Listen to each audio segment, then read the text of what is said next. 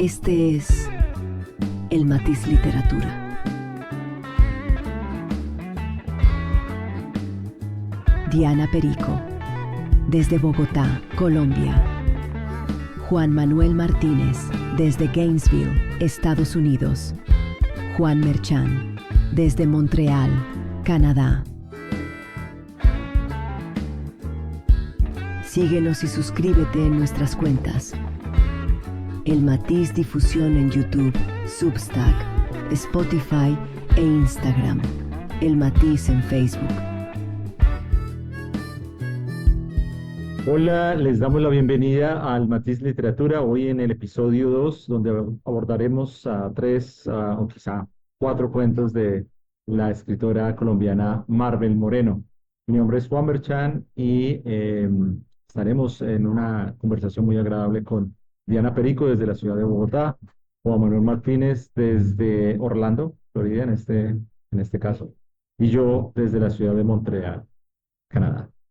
Eh, Quisiéramos empezar dando a conocer más sobre la vida de la autora, Marvel Luz Moreno, una escritora colombiana. Ella nació en el año 1939, murió en el año 1955 y después de su muerte, su obra ha logrado llegar a espacios que no conocía antes de la muerte de la autora.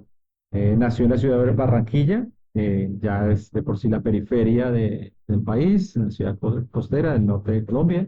Nació en un seno de una familia tradicional, de clase alta barranquillera, lo cual le permitió evidentemente acceder a una formación privilegiada. Desde su carácter, digámoslo así, independiente, eh, digamos, tuvo muchos conflictos con su familia, ya que la habían obligado a entrar a un colegio católico, un convento, y es famosa la anécdota donde ella muy valientemente defiende las ideas de Darwin y del evolucionismo en contra de las doctrinas católicas de la creación. Hay que decir algo particular, algo quizá trivial, y es que ella fue reina del famoso Carnaval de Barranquilla, reina de belleza del famoso Carnaval de Barranquilla en los años 60. Hay que decir también que después de unos años fue a vivir a Europa, vivió muchos años en París, de hecho murió en París. Eh, Se casó con un francés. Fue muy amiga del famoso pintor colombiano Alejandro Obregón. A través de él conoció a figuras emblemáticas de la literatura colombiana como García Márquez y Álvaro Cepeda Zamudio, que también era de Barranquilla. Eh, Hay que recalcar que ella siempre habló de grandes influencias literarias en su obra. Las principales fueron Virginia Woolf, William Faulkner y James Joyce. Juan Manuel, Diana, ¿tienen algo que decirnos sobre la autora? Sí, hay una novela póstuma, ¿no? Que el subtítulo tiene que ver algo con las Amazonas. ¿Por qué es importante eso de que esta novela sea publicada de manera póstuma? Porque demuestra que en una corta edad alcanzó a escribir tanto y dejó además un legado de manera póstuma, lo cual se hace alusión en algunas de sus entrevistas. En la revista Semana, ahí aparece una de las entrevistas. La última pregunta que le hacen en esa entrevista es sobre su enfermedad, ¿sí? Y cómo maneja esa condición, su enfermedad siendo lupus, de la cual muere junto con, bueno, no sé si con otra serie de afecciones, pero lo que ella dice sobre la enfermedad es que hablar mucho de eso es un problema en el sentido de que genera lástima y lo último que pretende es generar lástima, ya que quizás su mayor motivo para la vida era la escritura como tal, ¿no? No levantar sentimientos de lástima o algo así. Entonces, me parece buena esa respuesta en su entrevista. Como pueden ver aquí tenemos una foto de Marvel Moreno. Dice que es entre el 79 y el 81. Supongo que ya estaba viviendo ahí en París porque se fue a vivir a Europa. Creo que principalmente vivió en París. Esta ya debe ser una de sus fotos al final de su vida, que también aparece en la entrevista de la entrevista en París. Vemos ahí algo que es lo que dice ahí, C'est tâche dans la vie d'une femme Comme il faut. Bueno, ahí Juan Carlos, que habla francés, nos puede decir qué es. Empezaríamos por los cuentos, ¿no? Empezaríamos con el cuento de Tía Oriane. ¿Es así como quieren empezar? Oriane, tía Oriane, 1975.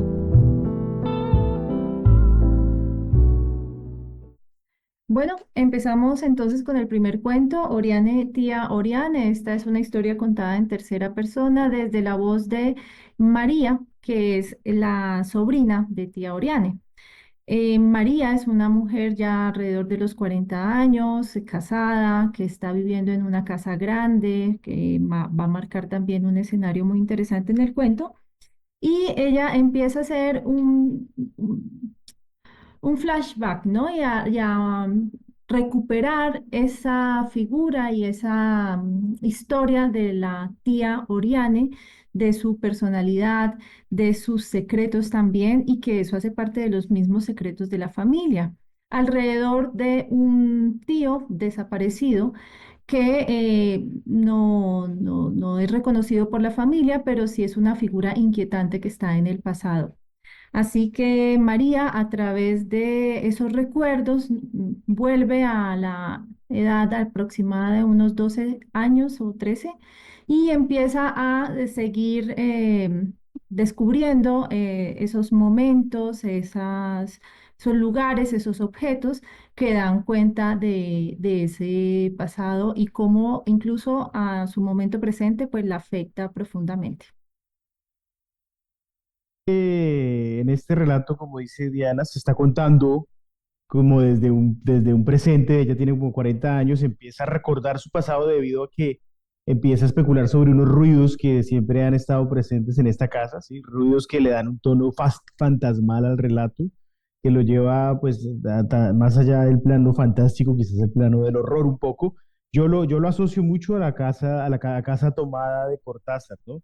En ambos casos hay una cuestión ahí filial, ¿no? Está la familia, está la imposibilidad de desprenderse de la familia en el cuento de Cortázar, y en este cuento pues también es evidente con esta tía, pero también hay algo desde la sexualidad, evidentemente, que para mí es el rasgo superior que tiene Marvel Moreno en este relato y en los demás que leí, supongo que también en sus novelas que no he leído, y es la manera en que ella expresa la sexualidad, especialmente femenina, en este caso en la entrada a la adolescencia, y cómo se experimenta eso desde una mujer, que obviamente estas obras más canónicas de hombres que han publicado en Latinoamérica, en Colombia, pues no muestran este lado femenino o de la expresión de la sexualidad, que sí se ve muy claro en Tía Oriane, y ella lo demuestra un poco a través de estos ruidos, ¿no? Que permean todo el tiempo en la casa,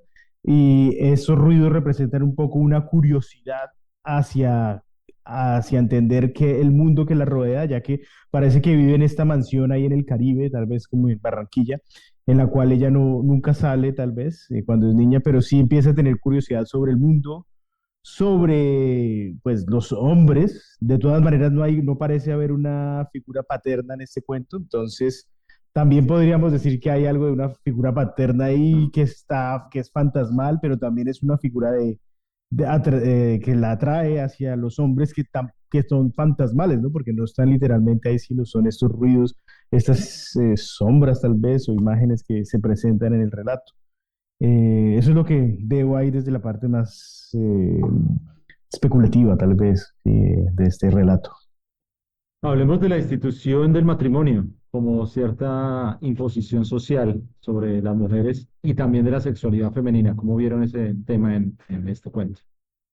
Esos dos temas. Vale. Sí, aquí se ve que la protagonista precisamente entra como en ese plano de los recuerdos, y aquí es importante tener en cuenta que esa reconstrucción del pasado son como fragmentos, ¿no? Fragmentos de una película que ella misma edita. Incluso que hay momentos partes de la historia que ella olvida y que envía a un lugar que se llama el limbo, donde se confinan las cosas que no se quieren admitir. Pues esta misma protagonista es una mujer confinada en su casa, ¿no? Y eso lo menciona justo al comienzo de este cuento y es una casa grande, es una casa antigua, es una casa además llena de fantasmas, que es lo inquietante del cuento. Y es el lugar que entonces le corresponde a la mujer, ¿no? El mundo de adentro, el mundo de los recuerdos, los espacios femeninos, el mundo, por ejemplo, de la decoración, de los objetos guardados, los objetos de la memoria. Y ahí vemos pues un rol claramente definido en el caso de esta protagonista y que se va a compartir, por ejemplo, en otro de los cuentos como en Algo tan feo en la vida de una señora bien. Sí, claro, parte de la razón por la cual ella empieza a escuchar los ruidos y eso es porque está atrapada en esta casa, dice que por un marido, ¿no? Entonces, eh, tal vez es una especie de alucinación, ¿no? De empezar a escuchar ruidos ante esa soledad, ante ese confinamiento, los cuales la llevan al pasado, ¿no? A recordar ese momento, entrada a la adolescencia, y el papel que jugó la tía. Y entonces, partiendo de esto de la institución del matrimonio, de la sexualidad, ¿qué papel encuentran en la tía, en este relato? No sé si ¿qué representa la tía para ella o para nosotros como lectores? Para mí la tía representa la figura de esa mujer que precisamente quedó atrapada bajo esa institución y que también le sirve de espejo a María y a a esta chica, cuento, que ya después se hace grande también y se casa y es madre, pero es un espejo en el cual mirarse y decir que ha sido confinada en esta casa, ha sido atrapada, aunque sea una casa muy bella frente al mar y donde ella, como lo hablábamos antes de nuestra grabación, Diana mencionaba el tema del arte en las casas. Sí, es un encierro muy bonito, bello, privilegiado de clase alta, pero al fin y al cabo es un encierro. Para mí lo que representa la tía es eso, este ejemplo de transgeneracional de la institución matrimonial o las imposiciones que se hacen sobre las mujeres ah, cuando llegan a una cierta edad, ¿no? Sí, en el caso de tía Oriane también es una figura como de disgusto en la familia, ¿no? Es un abuelo que no la quiere, que no quiere, digamos, a esa hija, em, que posiblemente por el aura que se construye en este lugar es una de las mujeres que yo creo que ha tenido mayores libertades que cualquier otra. Y eso se puede como leer o insinuar en esos objetos que guardan el desván, ¿no? Y que tienen como unos rasgos bastante eróticos y que hablan de un pasado que no se revela claramente, pero que sí habla de un hombre que la visita, como entre sueños, y que este efecto como de ensoñación se transfiere a la sobrina. A mí me pareció así.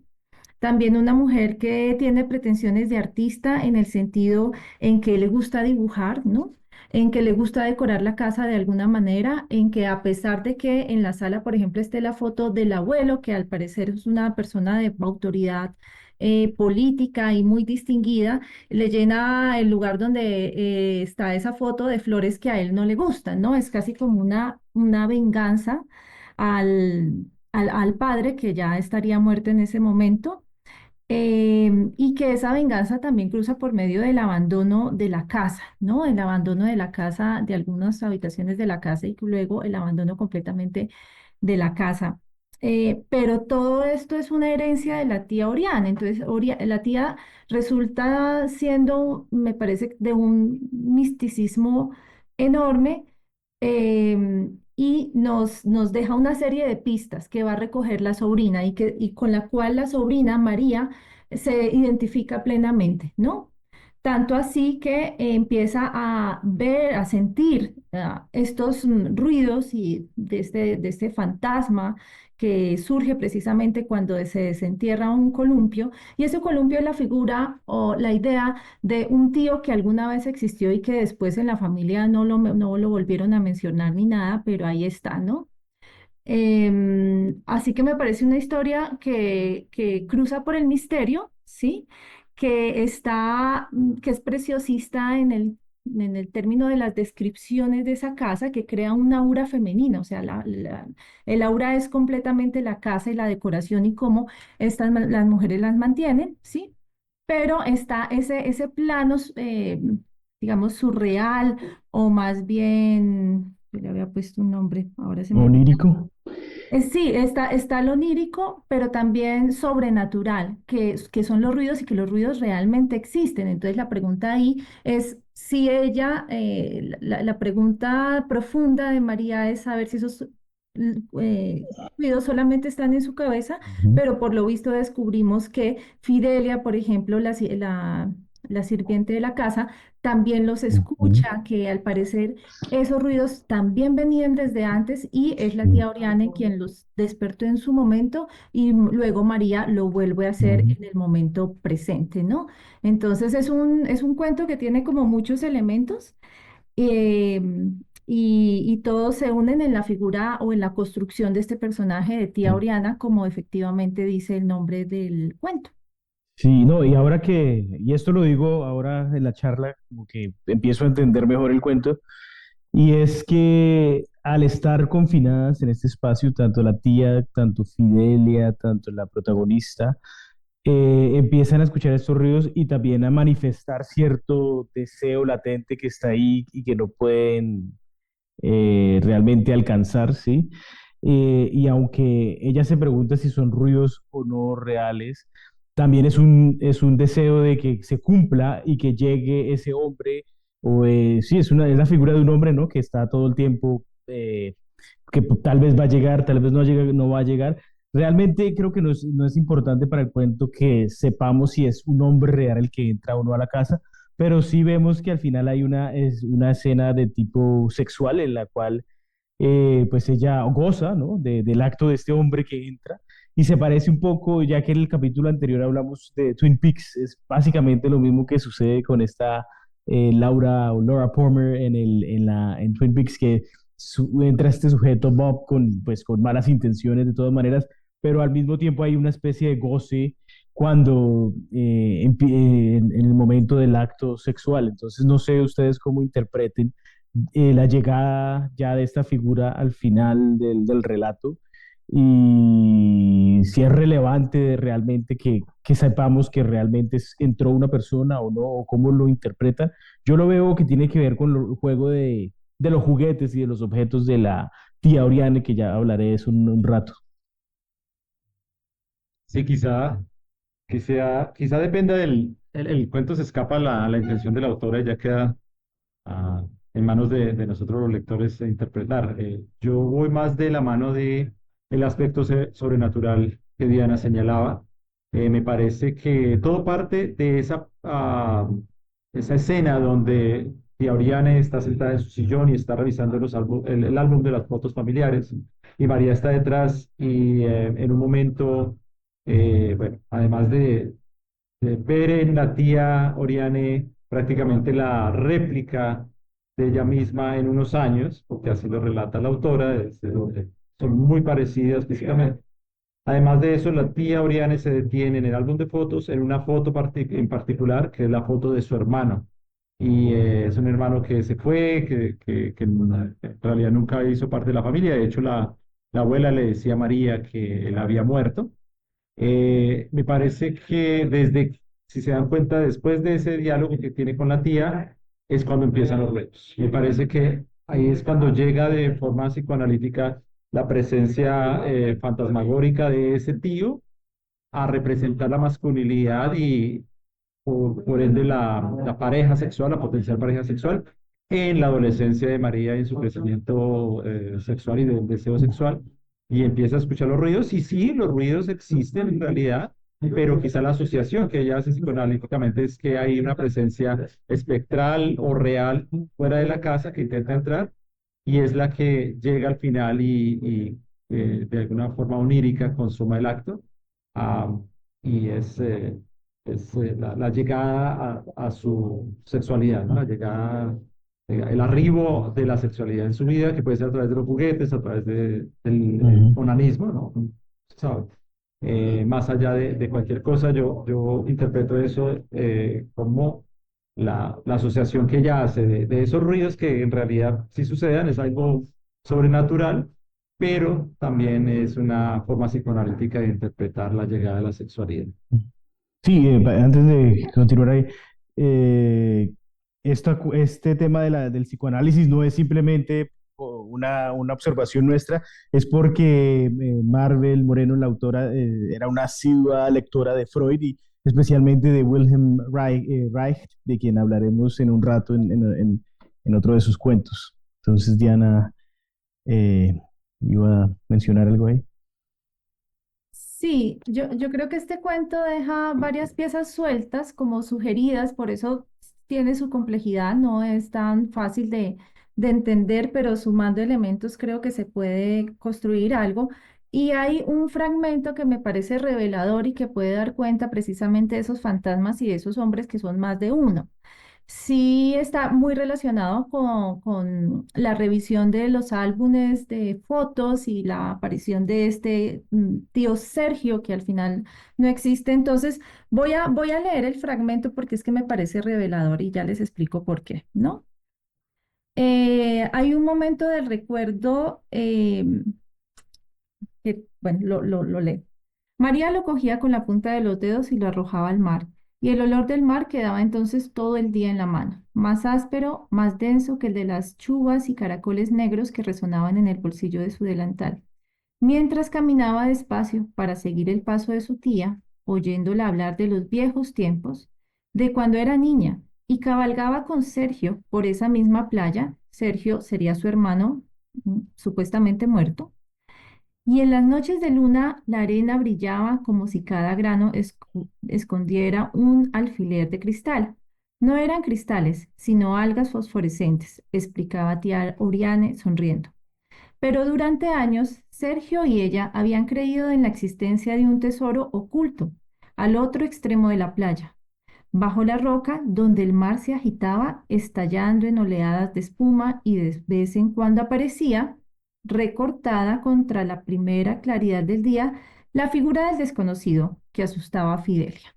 Entonces hay dos figuras acá. Sergio, el tío desaparecido, y ese hombre que al parecer pasea por la playa, aparece, es como una sombra, no sabemos quién fue, podría suponer, por ejemplo, a lo mejor que fue un amante de la tía Oriane, que de vez en cuando venía a visitarla, que era una imaginación de unos niños acerca de un tesoro. El tema del tesoro lo conecto mucho con ese tesoro de objetos de la memoria que tiene la tía en casa en el desván. Y por eso no me parecía tan relacionada la figura de un tío que a la vez fuera pareja de María o, por ejemplo, pareja de la misma hermana, en este caso de tía Oriana. Entonces está la figura de Sergio, que es como la infancia, esa miembro de la familia, de la infancia que desaparece, pero también de este personaje que no se va nunca de esa playa, que no se va nunca de dar vuelta alrededor de la casa y que en un momento contundente de la historia al final entra a la casa en forma del símbolo del erotismo, ¿no? Y ahí es cuando entiende esos sueños y pues esas ensoñaciones eróticas sugeridas también por los objetos de la memoria y de ese extraño que realmente causa temor a una familia de bien, como la familia que se cuenta aquí en Oriane. Sí, el hecho de que no tengamos claridad de quién es este sujeto realmente es parte de la esencia del cuento, ¿no? Son desfogues de su erotismo y su imaginación. Entonces, por eso nosotros como lectores tampoco tenemos esa claridad y creo que es el objetivo, el propósito del cuento.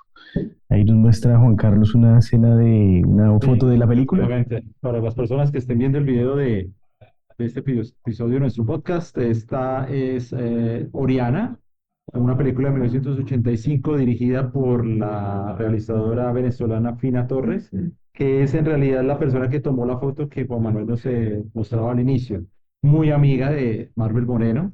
Y este filme fue basado en el cuento del que acabamos de hablar, Oriane y Oriane. No se llama Oriane, se llama Oriana, un pequeño cambio en el nombre, pero en realidad la trama es muy similar. Habla de una chica joven que es enviada a una hacienda en Sudamérica y empieza a tener estos encuentros con un ser, puede ser real, fantasmagórico, que tiene la presencia o la apariencia de un ser humano. Invitamos a los que nos escuchan a que la vean. Creo que está disponible en Netflix.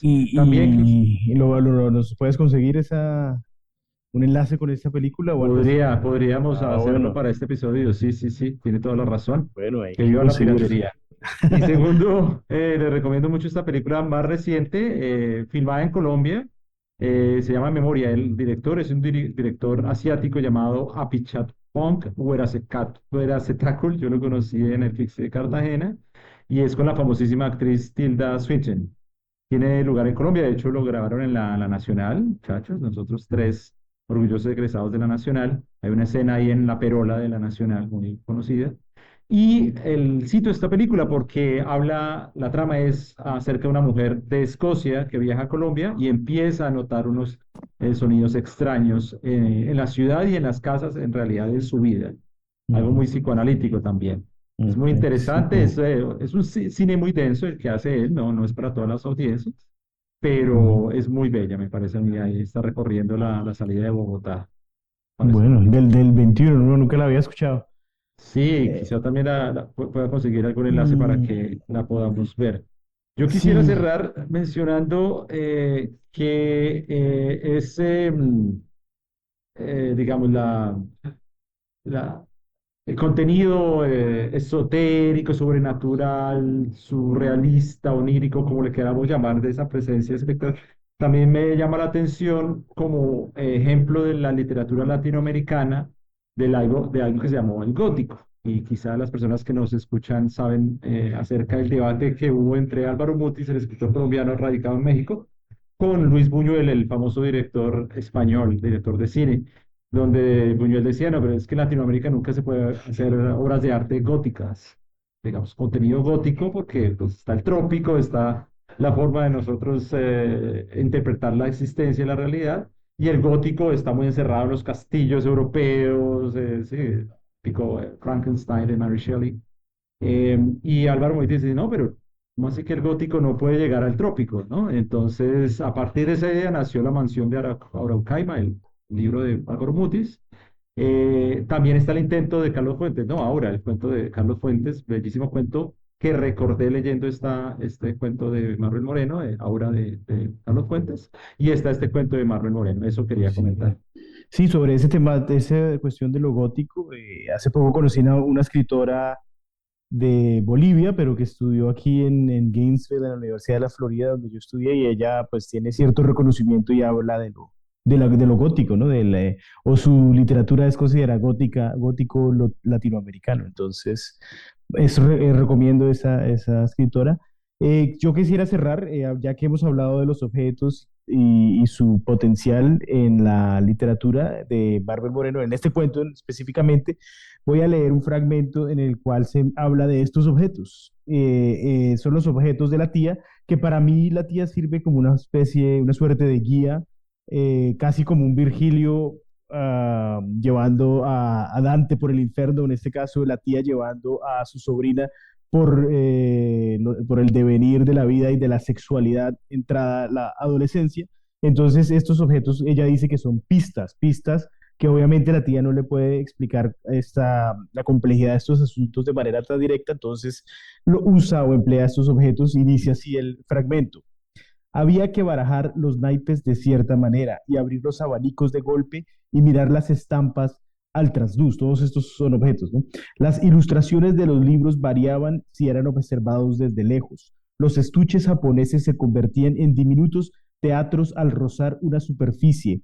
surgían parejitas que se hacían reverencias entre un revoloteo de sombrillas y abanicos, pero si la superficie se rozaba en sentido contrario, las mismas parejitas aparecían desnudas y acostadas bajo los árboles de un jardín. Entonces, entre todos estos objetos y estos elementos de arte japonés, pues vemos a una parejita acostada bajo los árboles de un jardín, ¿no? Entonces, sí, para mí los objetos son una pista, como dice la narradora, de cómo llegar a la adolescencia, cómo atravesar este periodo y cómo eh, experimentar la sexualidad un poco. Podemos, no sé, pasar al siguiente relato, no sé qué opinan. Yo quería decir una cosa acerca de estos objetos y que creo que es fascinante esta narración precisamente por entrar a la casa y empezar a escudriñar, ¿no? Como haría un niño o una niña suelto, dejado por ahí en la casa de los abuelos y empezar a buscar y encontrar estos objetos que tienen una forma física, pero a la vez se transforman, ¿no? Yo me parece que ahí también hay un efecto sobrenatural de los objetos, objetos insinuantes, objetos turbadores y precisamente reminiscencias de una vida más libre, que es a lo mejor la vida de la tía Oriane y que es posiblemente mal vista por el abuelo y acallada por la familia. Entonces, me encanta este cuento, ese plano, yo no sé si se llamará el gótico tropical, donde realmente si hay fantasmas, hay una bola de cristal que tiene, que rueda por unas escaleras y se posa a los pies de la protagonista de María y desde ahí empieza a entrar o a pasar el umbral hacia la irrealidad, ¿no? Y son todos estos sonidos que no sabes si existen o no. Y me parece que hay una especie de complicidad con la tía Oriane que sabe que existen, que saben que hay otras espíritus o manifestaciones dentro de la casa, pero nunca lo habla explícitamente, ¿no? Ahí hay una parte muy bonita que le dice que tienen una conversación sobre ese tema y le dice, pues tú lo que quieras creer, o sea, lo que quieras creer es lo que sucede. Ya no la encuentro inmediatamente, pero sí le deja, pues le sugiere que las cosas que ella crea es lo que realmente existe. Algo tan feo en la vida de una señora de bien. 1980. Ahora hablaremos de algo tan feo en la vida de una señora de bien, el segundo cuento que queremos explorar hoy. Este segundo cuento lo dedicó Marvel Moreno a Jacques Gillard, un francés, y el cuento tiene como protagonista a Laura de Urueta. Es una mujer barranquillera, posiblemente en los años 60 del siglo pasado, que está sola en su casa, en esta gran casa en Barranquilla, ya que la servidumbre y su esposo, su suegra y su hija no están en la ciudad. Esto le permite a ella tener la casa para sí sola y empezar este lento, muy progresivo paso a la introspección y a analizar lo que ha sido su vida desde su adolescencia. El cuento va de la mano de esta exploración que ella hace de su vida, desde la relación con su madre, la relación con su esposo, el nacimiento de su hija, el crecimiento de su hija, cómo su hija se ha alejado de ella, el rol que va y viene, que es inconstante de un amante que ella tuvo antes de conocer a su esposo, un argentino llamado Horacio, la presencia de su gran amiga, la única amiga que quizá la ha entendido, que se llama Maritza, y finalmente la presencia o el espacio cerrado de una habitación que ella reservaba en esa gran casa para hacer su habitación y su espacio de comodidad. Y al final del cuento ella empieza digamos, a terminar esa exploración que hace de su vida precisamente en este cuarto que ha reservado para la introspección. Diana, ¿qué tal te pareció este cuento?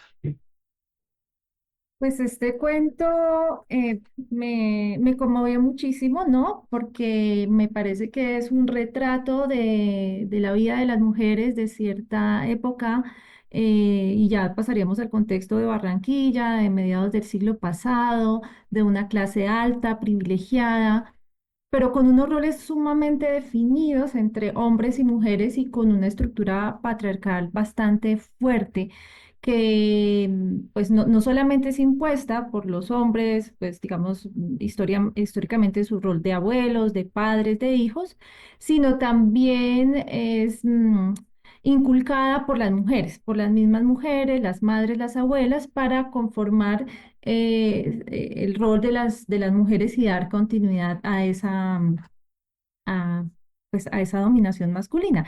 Y yo creo que esto es un retrato de esto, desde la figura de esta mujer, que en efecto también como en tía Oriane está confinada en una casa, pero a diferencia de tía Oriane, dice que siente que la casa es ajena a ella y que lo único que es propio es esa habitación, que es la habitación que tiene aparte del marido y donde ella la ha decorado de alguna manera, incluso ha intentado hacer unos cuadros, tiene una pretensión artística, aquí también la vemos, pero el marido descalifica esas creaciones, ¿no? Y aún así, pues ella las tiene en su habitación y es como su espacio propio. Y acá pues tendríamos que hacer naturalmente alusión a el ensayo de Virginia Woolf, Una habitación propia, que es el mínimo, digamos, vital que le permite a una mujer realizarse como artista y como mujer, eh, y que implica por lo menos tener un espacio propio y un mínimo de dinero para poder desempeñar esa labor y ese arte. Y aquí pues vemos un reflejo de eso. Y un poco para terminar la idea, hay una frase que me llamó mucho la atención a lo largo del cuento, o casi al final, que decía pensamientos de animal en una jaula. Y es que no solamente es el espacio físico donde está confinada, sino el espacio mental, ¿sí?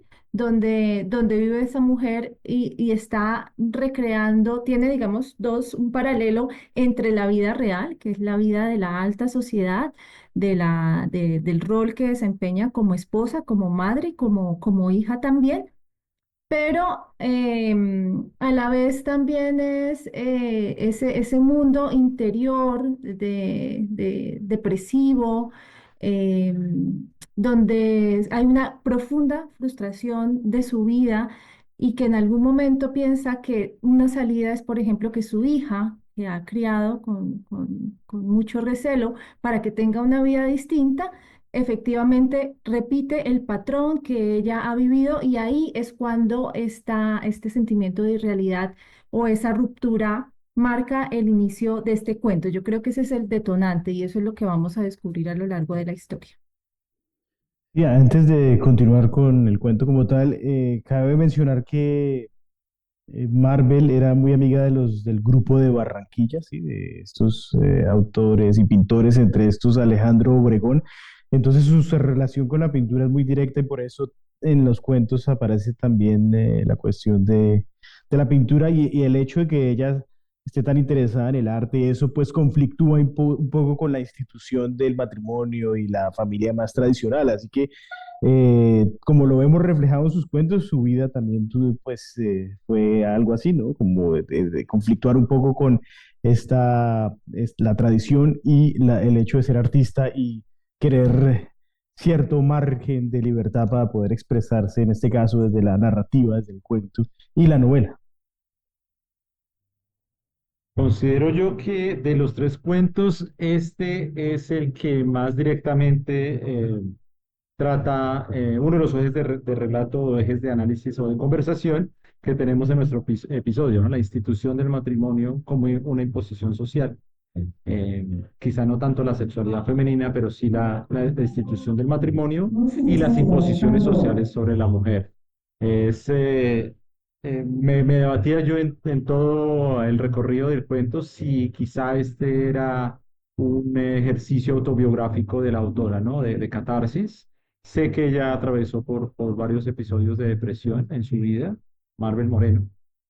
Y protagonista del cuento, Laura, está medicada, ¿no? Tiene acceso a unos fármacos. En alguna parte del cuento dice que gracias a su posición social pudo acceder a doctores que le daban la prescripción de los fármacos fácilmente, y con eso ella se arrojaba a estos espacios de felicidad medicada, ¿no? A través de pastillas, que es finalmente lo que se retrata en varias partes del cuento, ¿no? Es su acceso este consumo, lo cual me lleva muchas veces a pensar también cómo la mujer barranquillera de clase alta tiene acceso a este tipo de medicamentos, eh, mientras que este tipo de situaciones emocionales, de problemas emocionales que existen en todos los estratos sociales, en los estratos bajos, pues se tratan de otra forma, ¿no? No hay acceso a esos medicamentos.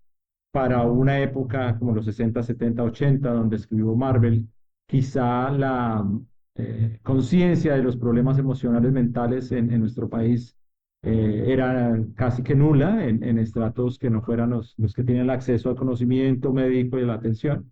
Y si lo es ahora, todavía está estigmatizado el acceso y la condición médica y emocional de las personas. No me imagino en esa época, ¿verdad? Eh, es interesante verlo desde la perspectiva histórica.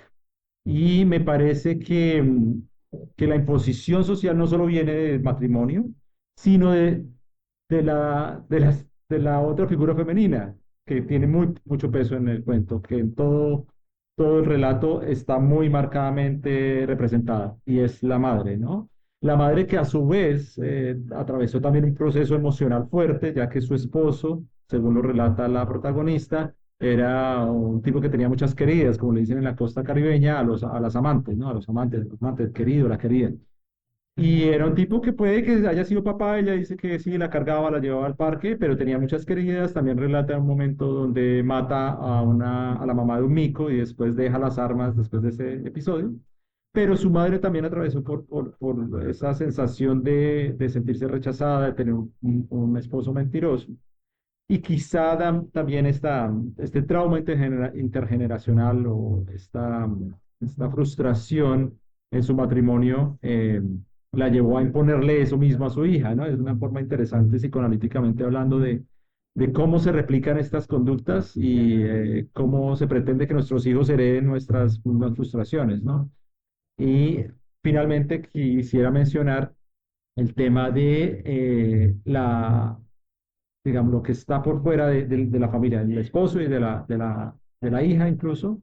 También habría que hablar de la hija y de la mamá, y es la amiga, ¿no? La mejor amiga. Y sí hablamos claramente de sororidad, ¿no? Es esta amiga que, digamos, lo así, ha dedicado su vida a pasarla bien. Creo que ha tenido una pareja, dos parejas, pero nunca se casó, y es la que saca a Laura de ese ambiente tétrico de la familia y la lleva a los clubes, empiezan a hablar, se toman unos cócteles.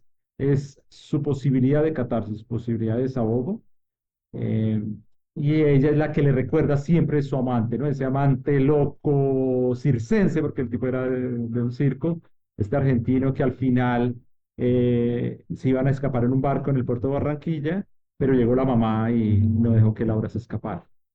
Eh, me interesa mucho esa perspectiva de lo que está afuera, digamos, nuestros amigos, ¿no? Como siempre lo digo yo, nuestros amigos son la familia que nosotros escogemos, la que no nos impusieron, no nos impuso el nacimiento. No, pues sí, muy interesante porque redondeas muchas ideas del texto. Bueno, habíamos hablado de la institución del matrimonio y su otro lado sería el tema de la sexualidad, ¿no? Y aquí la figura de la madre que tú mencionaste. La madre y su historia de frustración y de estar con un hombre que pues estaba con otras muchas más mujeres. Esto está casi que literalmente escrito en el cuento y es la madre desconfiada de los hombres y consideraba el sexo como un elemento destructor, ¿no? Entonces aquí el sexo se va a ver de dos formas, me parece a mí. Por una parte, una parte necesaria del matrimonio, una forma también de resolver el tema del deseo a través del matrimonio, como le pasa a la hija, a la hija de la protagonista, de Laura, que desea que su hija a lo mejor se case, tiene una relación, pueda realizar esa unión con este otro chico, pero no necesariamente por el matrimonio. Y no, por el contrario, el papá interviene y les impone ciertos roles tanto a la hija como al pretendiente, y la única forma de resolver el tema del deseo que ya está presente en esta pareja es a través del matrimonio, y un matrimonio pues que se estandariza y se robotiza como en esa época. ¿No? El matrimonio, el sexo como algo realmente que es parte del matrimonio, pero no como una forma de placer para la mujer, por lo menos para ella no, pero sí para los hombres. El esposo, por ejemplo, de ella considera que el placer de la mujer es como algo sucio o indeseado, y es solamente un placer para él y una forma como de desahogar sus necesidades, ¿no? La virginidad aquí se ve también como un valor de la mujer, un valor deseado para esa institución del matrimonio. Entonces, por eso el gran drama de esta chica es precisamente haberse enamorado a los 18 años, de un hombre que la sedujo, le prometió un enorme amor. Y finalmente después descubre que él mismo es quien la delata con la madre, y ahí está el gran drama de la familia, ¿no? Y aquí vemos la otra cara del amor, la idea del amor como algo maravilloso que se pierde de repente y que ya no se puede recuperar nunca más, y que su única salida para salvar su virtud nuevamente es casarse con este hombre sumamente controlador, que incluso calcula cómo va a ser su esposa en el matrimonio, teniendo en cuenta esas experiencias previas que ha vivido. Em, y eso es algo que la corroe a ella por dentro y que lo lleva siempre en adelante. Y esa figura de Horacio, que es el amante, este tipo, que siempre va a aparecer precisamente, a meterse en su cuarto por la noche, en su propia cama, y es algo que ella no lo puede resolver, ¿no? Y es lo que lo lleva precisamente el tema de las enfermedades mentales acá, que es la depresión y pensamientos suicidas, que están permanentemente en este pequeño fragmento, porque el cuento sucede en un momento en que ella por fin está sola en casa, porque ha logrado como librarse de todas las personas, y es un espacio propio donde vuelve a estas ideas repetidas, y que utiliza precisamente este número de pastillas para pasar de la inconformidad, de lo duro de la realidad, a un plano como onírico, donde las ideas como que van tomando una forma difusa, y ahí nos quedamos un poco sin saber cómo termina el cuento.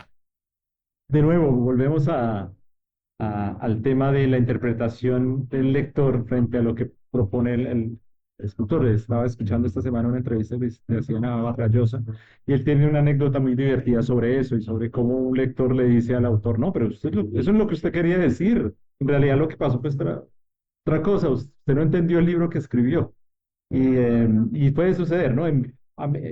A mi modo de ver, el final es claro y sé cómo termina, no es de la mejor forma, pero incluso el final no es tan importante para mí. En realidad, para mí importa esa exploración que ella hace de su propia vida y lo que deja ver la autora de lo que es ser mujer en esa Colombia de la periferia, repito, siendo Barranquilla sí una ciudad medianamente importante, pero sigue siendo periferia en esos años, que incluso era más difícil.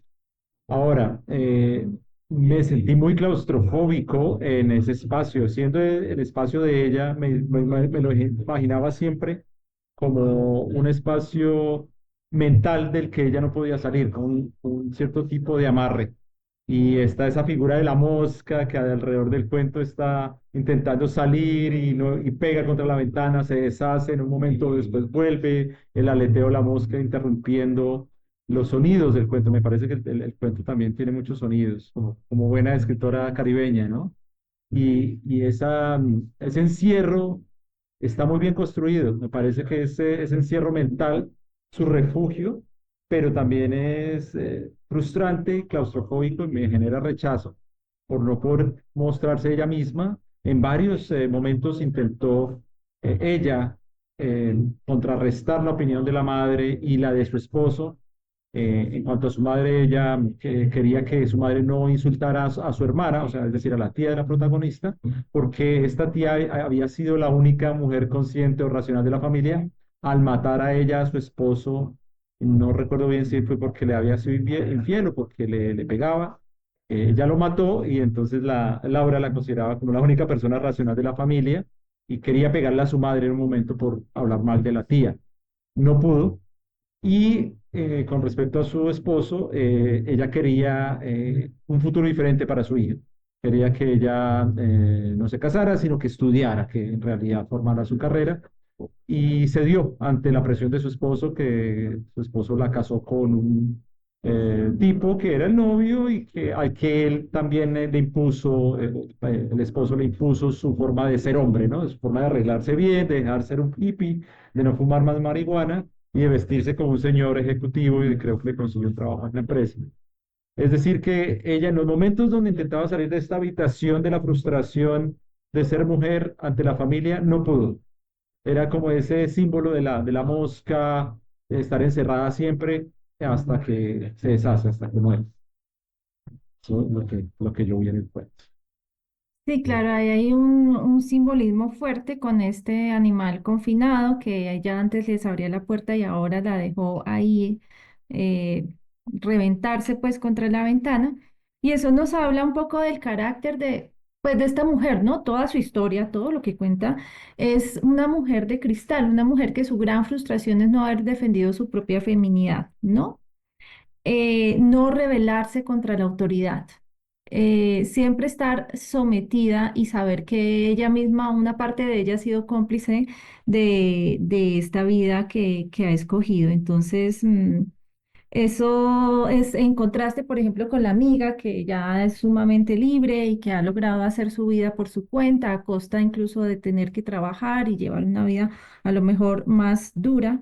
Entonces aquí esa construcción del carácter del personaje es lo que eh, nos permite saber que el autor ha sido muy, muy sagaz, ¿no? Y de decir, aquí es una jaula, o sea, de verdad aquí no hay salida. E incluso no es solamente su vida, digamos, se conforma con saber que la vida de las otras mujeres ha sido similares y por lo menos le enorgullece de haber amado alguna vez a algún hombre, así fuera un poco engañada y haber eh, tenido una relación sexual real, ¿no? Y placentera, que es lo que se nota en ese momento. Así que, pues, el final también es súper, súper chévere, como esa frase del final, que no la voy a mencionar acá para que todos se animen a leer este cuento increíble, pero pues de verdad hace, pues da una buena razón porque esta autora logra retratar perfectamente un poco de su contexto y de su época. Quisiera cerrar este cuento con una frase del relato, una frase que me parece que quizá no resuma las diferentes vertientes del cuento, pero sí me pareció muy bien escrita. Entonces, dice Marvel en este cuento, 3 meses le bastaron a Ernesto para hacerlo a su imagen y semejanza, hasta el punto de que el día de su matrimonio Lilian le dijo, tengo la impresión de casarme con un desconocido. ¿Cómo explicarle que un desconocido se volvía cualquier hombre que entrara a jugar el papel de marido? Parece sensacional y resume bien la posición de la narradora frente a la institución del matrimonio. La Peregrina. El encuentro y otros relatos. 1992. Ahora abordaremos La Peregrina, el tercer cuento que queremos explorar esta noche. Juan Manuel, háblanos de La Peregrina. Bueno, La Peregrina, este relato es de la colección El Encuentro y otros relatos. Entonces es posterior a los que acabamos de leer. Noto una madurez en su escritura, en su narración y también pues en Marvel como escritora. En este cuento lo que observamos es que la escritora o la historia Eh, Tiene lugar en Madrid, ya estamos ubicados en Europa. Recordemos que Marvel, la autora, se va a vivir a Europa, creo que principalmente a París. Entonces ya empezamos a ver elementos más europeos, especialmente de la cuestión de la religión, el catolicismo tan arraigado en España en la época. Y lo que podemos observar ahí es que evidentemente hay un conflicto, ¿no? Entre este catolicismo tan arraigado y el personaje principal que se describe a sí misma o la describen ahí en el relato como una ninfómana. Habría que ver la película también de Lars von Trier, que es de Nymphomaniac, Nymphomaniaca. Entonces creo que por ese lado va la temática. eh, Empieza ya a relatar sus encuentros sexuales, que a diferencia de los que leímos en los cuentos anteriores, en los cuales ella entraba a la adolescencia con cierta curiosidad, divagando en este territorio de lo desconocido, de ser adolescente y de la sexualidad. En este caso, ella se apropia de esta sexualidad y explica todos sus encuentros sexuales con diferentes hombres desde una edad muy temprana. Pero también, pues, parte de la madurez que observo en la narradora y también en Marvel como escritora es que reconoce de cierto modo las implicaciones de este tipo de vida y llega a cuestionarse un poco de lo que acarrearía continuar ese tipo de vida tan errática, un poco. Eh, entonces, sí que quisiera dejarlos con eso. ¿Cómo ven este tipo de vida de Ana Victoria, que es la protagonista?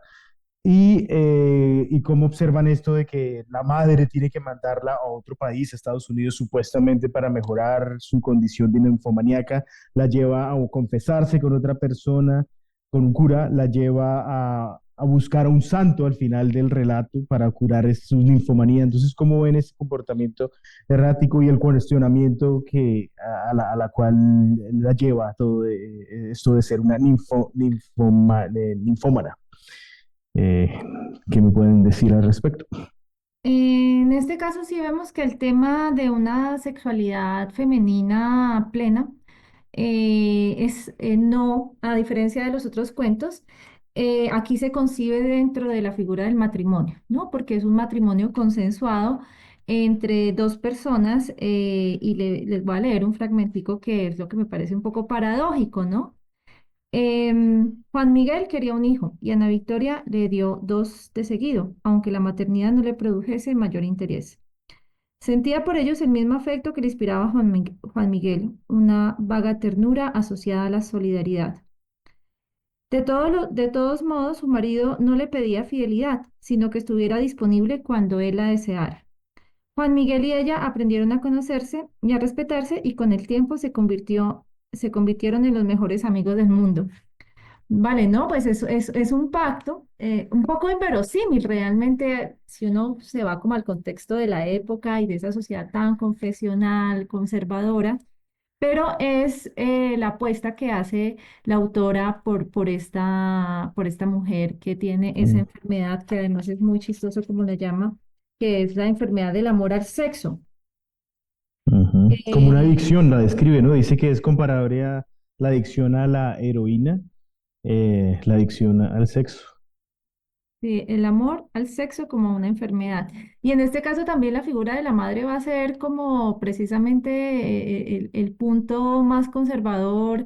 Ahí sí se va a parecer a las otras madres de los otros cuentos. Y es siempre ver mm, ese comportamiento como algo realmente anómalo y que tiene que curarse de una u otra forma, ¿no?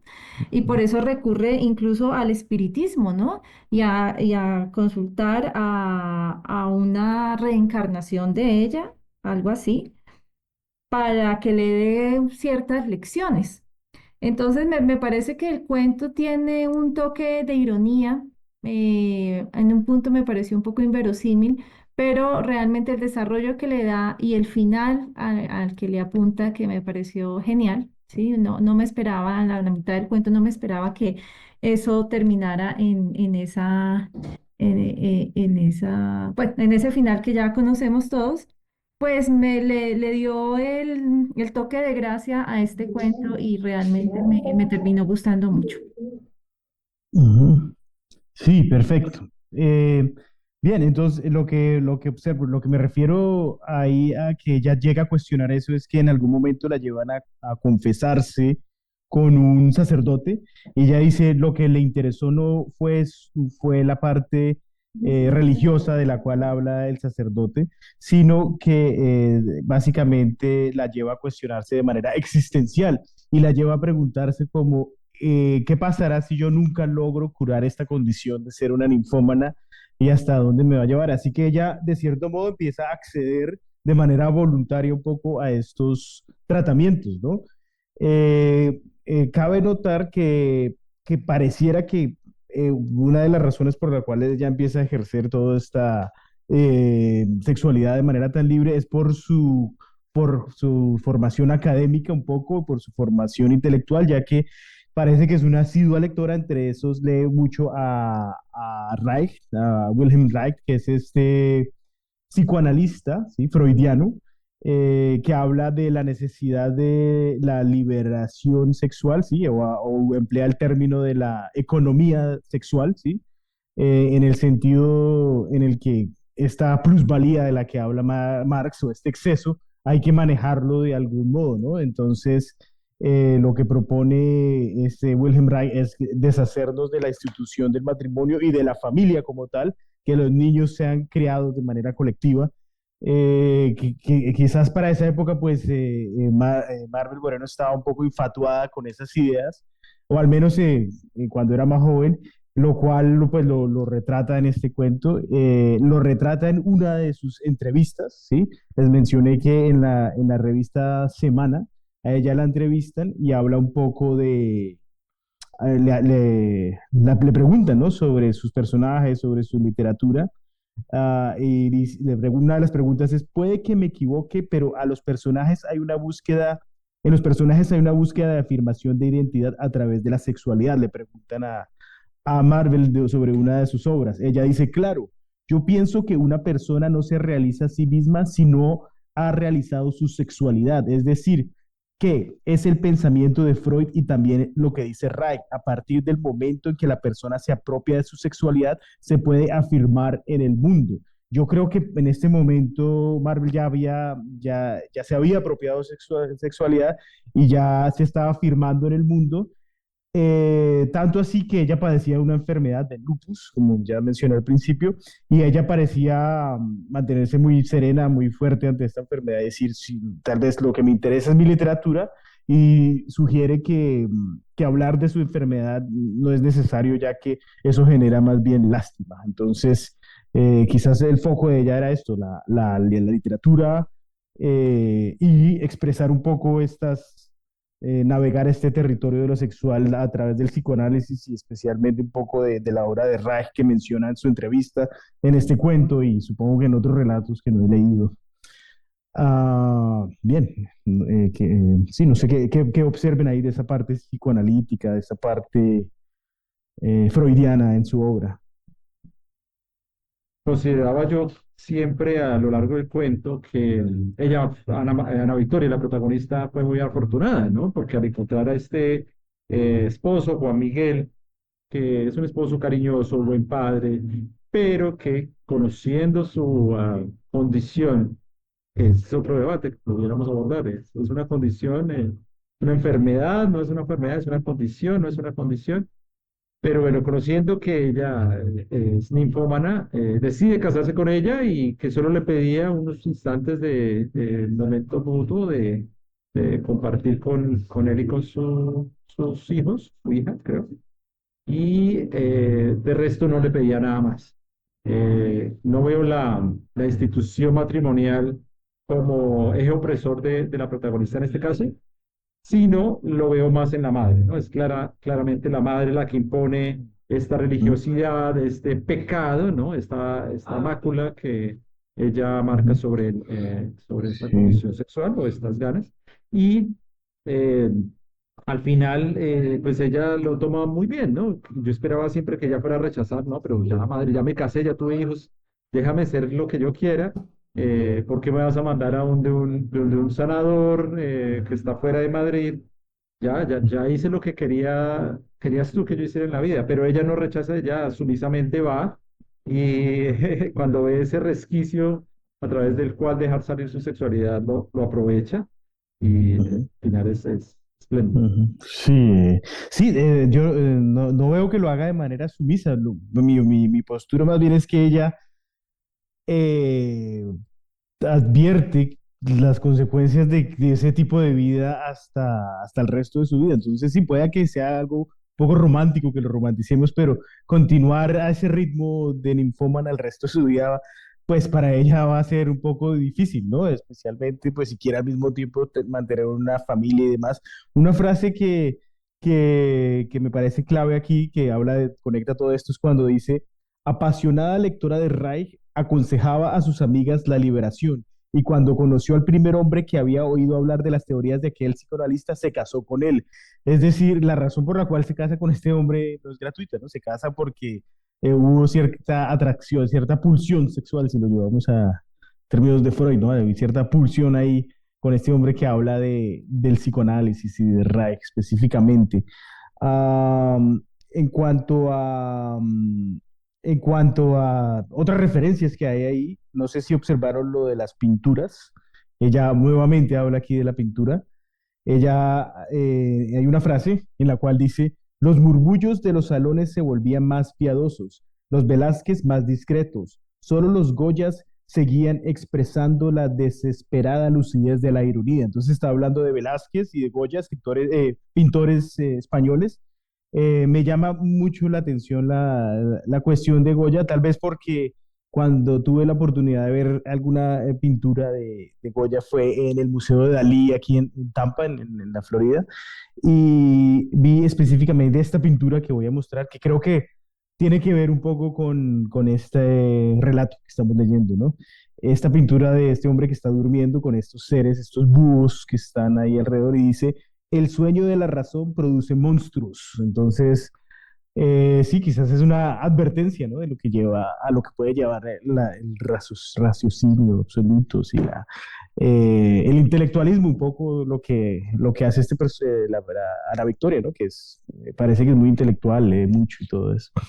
Bien, entonces Sí, no sé si quieran hablar algo más de referencias o algo así de este tipo. la presencia de la ciencia, de la academia, es algo que también estaba en mi mente cuando leí este cuento y el anterior del que acabamos de hablar, algo tan feo en una señora de bien, en la vida de una señora de bien, porque está el tema de los fármacos, de la presencia médica a través de solucionar los problemas mentales con fármacos y en este, a través de la fácil prescripción o diagnóstico que hacen de este deseo sexual, llamándolo nifomanía, ¿no? Una enfermedad es algo que debe ser tratado. Y solo un comentario acerca de Goya, ¿no? Él pintó este cuadro cuando Napoleón invadió España y en vez de, digamos, de traer las ideas precisamente de la razón y de la ilustración, lo que hizo fue invadir y matar gente en España. Entonces, ese rechazo que le generó a Goya esa invasión, pero sí, lo podemos conectar obviamente con ese intelectualismo, el academicismo exagerado que intenta invadir nuestras vidas y que intenta definir cada movimiento que hacemos, intenta clasificarlo o intenta decir que está bien, que está mal, que es normal y que no es normal. En este caso del cuento, pues tener sexo 9 veces al día, creo que lo tenía ya 9 veces al día es una Sí. enfermedad. Sí, y parte de la advertencia de todo lo que acarrea ese tipo de vida, yo supongo que tiene que ver con llevar una vida de intelecto, artística, bohemia, y no, sí, no solo la parte sexual. Entonces, ahí está muy claro en este relato. Eh, Sí, yo también le apuntaba que precisamente este tipo de influencias, aunque venga de una clase de Marvel Moreno, de una familia elitista con todos los privilegios y que uno podría situarla como en una clase demasiado conservadora, con poder económico, también tuvo unas influencias a nivel de la relacionamiento con escritores, con personas de otras ideas, ideas libertarias, la posibilidad también de viajar. Y yo creo que eso es reflejo directo en este cuento, ¿no? En una defensa de la sexualidad femenina, del placer sexual también. Hay una palabra clave que me pareció interesante y es mencionar que todo ese fuente de placer viene de su joya secreta, ¿no? Y es esa joya secreta la que la impulsa precisamente a esas múltiples relaciones sexuales y casi que orienta, ¿no? Su comportamiento. El final también es muy divertido porque en lugar de estar en esa procesión religiosa donde toda la gente va a curar ese mal de la ninfomanía y van cubiertos y hay cierto temor, ¿cierto? Pues resulta en todo lo contrario, ¿no? Un encuentro sexual de 3 días completos donde no se comen, no se duermen, ni siquiera miran el reloj y después se dan cuenta que no, que la procesión, perdón por el spoiler, ya había pasado y que nada se resolvió y que a lo mejor pues se ven el otro año en el mismo plan. Así que es ese toque de crítica, ¿no? Realmente es una crítica social aquí directa que plantea como cierre del cuento. Sí, yo creo que termina por aceptar que no puedes salir de su ninfomanía, ¿no? Simplemente es su condición en ese momento y hay que vivir. Que me parece también interesante las alusiones a la época, ¿no? Que ella reconoce, por ejemplo, lo de la píldora. Dice, la aparición de la píldora anticonceptiva en el mercado coincidió con el primer periodo de Ana Victoria. Entonces, como que de manera muy cruda dice, sí, esta nueva tecnología, pues permite un poco también que sea posible el tipo de vida que ella vive. Entonces, todos esos detalles que parecen muy eh, pequeños para el relato son claves, son como, nos dan una visión de la época, porque recordemos que estos en los años, ella muere en los años 90, ¿no? La escritora. Así que para nosotros, pues lo que dice el cuento tal vez no sea tan chocante y demás, pero para la época, inclusive para los años 90, pues sí generaba otro tipo de shock del lector, ¿no? Bueno, yo considero que todavía, si en nuestras familias vemos que hay una persona que ya está casada, que ha asumido esa imposición de la monogamia, que significa el matrimonio muchas veces, y que nos enteremos que esta persona es ninfómano o ninfómana, pues nos choca. Y sigue siendo más el peso de una mujer ninfómana que un hombre ninfómano. Un hombre ninfómano, bueno, sí, pues mucho sexo y bueno, sobre todo en nuestra cultura latinoamericana, ¿no? Pero si es una mujer, bueno, está mal visto, como así que una mujer que se casó, que tiene hijos, no puede controlar su pulsión sexual y tiene que o comprarse juguetes o, o tener varias parejas sexuales o tenerla con su esposo, pero quizás su esposo no le pueda corresponder siempre. Está todavía la imposición de la monogamia, está todavía la imposición familiar.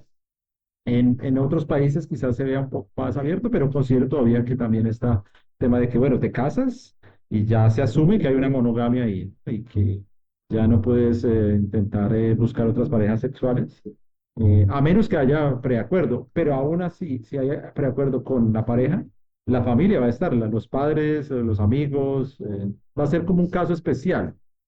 Tengo una amiga que tiene varias relaciones sexuales al día, o un amigo que tiene varias relaciones sexuales al día, y es padre y es hijo perdón, padre y es esposo. Entonces creo que todavía es vigente ese estigma que representa la pulsión sexual desmesurada. Sí, yo noto también ahí, tanto en este relato como en el de una taza de té en Augsburg, que tiene lugar al final en Alemania. No sé si ustedes tuvieron la oportunidad de leer ese, pero noto algo similar, que aparece la figura de la femme fatale un poco. Aparece en ambos relatos, aparece un poco también en la propia escritora, si vemos las imágenes de ella, un poco una estética un poco gótica, así, de una mirada fatal tal vez. Lo conecto un poco con lo que dice esta escritora Camille Paglia, no sé si la conocen, en la cual ella habla de la figura de la femme fatale. Ella dice que obviamente pues desde el feminismo es un poco rechazada esta figura. Sin embargo, lo que dice Capaglia es que es una realidad en el oeste, en el oeste, eh, que a medida que la naturaleza se ve un poco más opacada por la industria, a medida que Occidente empieza a malear un poco más la naturaleza, pues empieza a surgir cada vez más la figura de la femme fatale. Y lo vemos un poco aquí con esta narradora, ¿sí? La femme fatale que atrae a todos estos hombres. Y lo vemos también en el relato de Ute en Asborg, que es el personaje principal a través de su belleza, una belleza nórdica que ella describe, también logra cautivar, ¿sí? Con solo su apariencia, con solo aparecer allí de manera estética. Entonces, sí, me parece eso muy relevante. Bueno, no tuve la oportunidad de llegar hasta allá a leer el cuento del té en Augsburg. Realmente esto es una vuelta de tuerca, ¿no? Con respecto a la feminidad, porque vemos mujeres que tienen una ética que podría llamarse masculina para la época, ¿no? Con relación a las relaciones sexuales y a la relación con los hombres. Y pues como yo lo veo, les está mandando un mensaje, creo que diciendo también las mujeres podemos sentir, podemos tener una sexualidad libre y estos cuentos juegan con ese motivo. Y eso es lo que lleva, digamos, hasta ese punto. Comparable hoy en día, es que yo creo que hay bastante distancia y como lo plantea el cuento, una cosa sería como una tipo de promiscuidad eh, aceptado en ciertos ciclos, momentos de la vida o contextos, pero en el caso de la ninfomaníaca sí habla como de una dependencia, ¿no? Una dependencia al sexo que incluso hace que pues muchos hombres no resistan y que encuentra precisamente a aquellos que pueden mantener una relación sin agresividad y como en esa línea que ella espera. Entonces, no sabemos hasta qué punto sea una forma de reivindicación o plantee de verdad como un tipo de enfermedad que sí existe, Ujú. ¿no? Que existe, está Sí. científicamente o no sé, incorporada, me imagino que en los libros de psiquiatría y en otro tipo de manuales.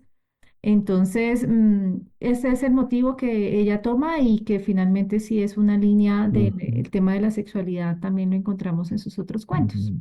Sí, yo creo que en la entrevista que menciono de Semana, ella como que expande un poco en este tema y ella reconoce el poder femenino y el poder de la belleza que posee, ¿sí? Ella o sus personajes a través de la escritura, ¿sí? O la mujer en general. Entonces, parte de lo que digo de que sí, veo cierta madurez en estos relatos y en ella, es que ella empieza a reconocer esto, que la mujer sí posee una condición innata de a través de su fuerza femenina, tal vez, eh, que acapara a los hombres en muchos sentidos. Entonces, creo que ella lo menciona un poco en esta entrevista. Dice, yo pienso que en el sistema patriarcal los hombres son muy desdichados. Aparentemente son los grandes gagnants, una palabra en francés como ganantes, los que ganan, ¿sí? Pero en el fondo pierden. He llegado a una edad en la cual para mí los hombres y las mujeres son la misma cosa. Yo miro a la gente con mucha simpatía. A mí me gusta la gente, así que a los varones los trato con ternura. Finalmente pienso que están tan desarmados que es necesario mirarlos con ternura, con un poco de compasión. Entonces ella habla, obviamente, reconoce que es posible ver a los hombres con compasión y es, que los hombres son un poco desdichados, ¿no? Ante ese desequilibrio de poderes en este escenario en el cual lo femenino acarrea o abarca tanto en términos estéticos y en términos, en este caso, narrativos, como lo vemos en estos relatos.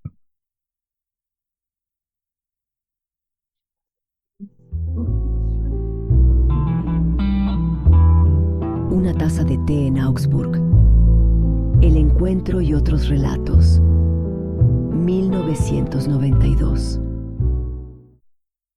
Sí, bueno, entonces para culminar, también los invito a leer el otro relato, Una taza de té en Augsburg. En este relato nos encontramos con un personaje principal que ha sido adoptado por un hombre de mucho dinero, un venezolano que se la lleva a vivir a Maracaibo desde Alemania, ¿no? Entonces es una niña que crece en medio de la Segunda Guerra Mundial en Alemania, se la traen y pues a causa de su exotismo nórdico y todo eso, eh, logra cautivar a la gente a su alrededor hasta el punto en que se convierte en una modelo en el extranjero, creo que en Estados Unidos, y un poco lo que sucede con Marvel, que termina siendo reina de belleza.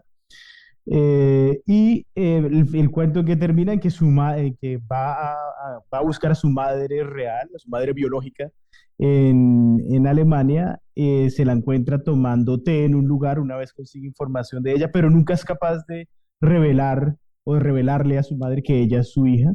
Simplemente es como una escena contemplativa a la cual ella dice que cuando ella le cuenta eso a los hombres por alguna razón dejan de hablarle o de buscarla.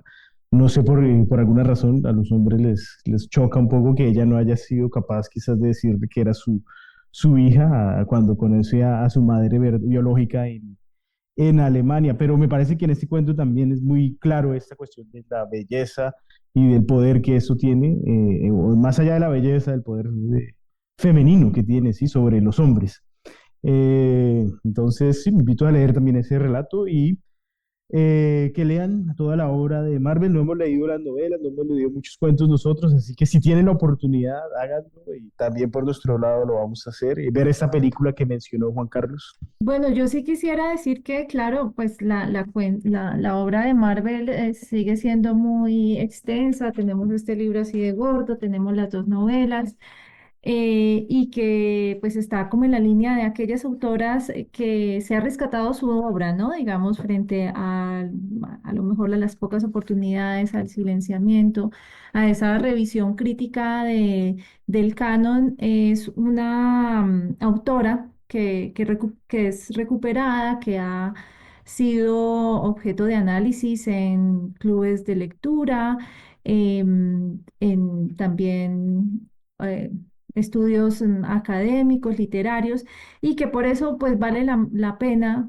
volver a sus textos y reconocer que ese trabajo se está haciendo, se está llevando hasta el día de hoy, no solamente por instituciones culturales, sino también gubernamentales. Y pues la idea es como seguir en esa línea de reconocer esa otra literatura que a lo mejor estuvo silenciada por mucho tiempo o al margen de lo que se consideraba pues la literatura propia colombiana. Así que pues la invitación a seguir leyendo a Marvel Moreno y a seguir preguntándose por otras autoras que poco a poco van saliendo a la luz. Bueno, Fantástico. entonces, Fantástico. Finalmente, lo que resta es agradecerte a ti que estás escuchando, estás viendo el segundo episodio de El Matiz Literatura, e invitarte al siguiente episodio. Pronto anunciaremos el autor o la autora sobre la cual o el cual estaremos recorriendo sus obras. ujú, Gracias por apoyar este emergente ensayo de conversación literaria y te invitamos a seguirnos en nuestras redes sociales. Vas a encontrar las cuentas al inicio de este episodio y también al final. Un abrazo. Gracias por escucharnos y vernos. gracias.